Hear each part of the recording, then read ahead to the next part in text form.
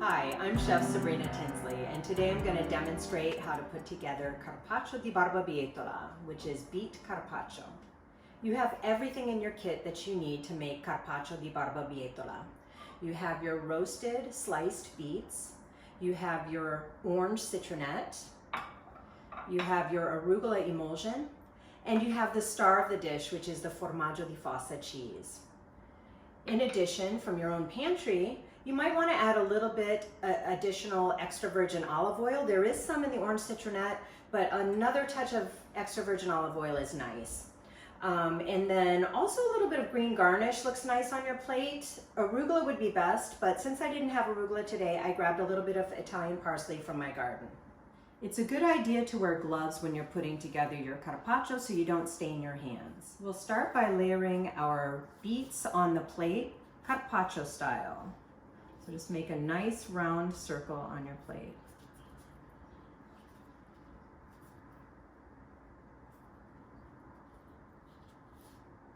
Make a crown around the outside of your plate and then fill in the inside with maybe some of the pieces that broke up a little bit, so you can kind of hide those in the center. Next, we're going to add our orange citronette. You want to shake it so that you briefly emulsify the citronette, get the oil mixed in, and then pour over top of your beets. You might not use all of it. I think half of that is probably enough, and you can save the rest for another occasion.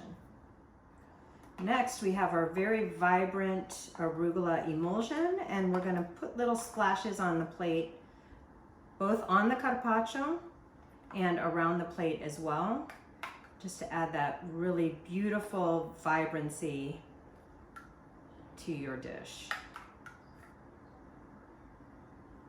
Beautiful. Next, I'm going to add a little bit of extra virgin olive oil from my own pantry. That's plenty. And finally, I'm going to go ahead and grate a little bit of the formaggio di fossa over top.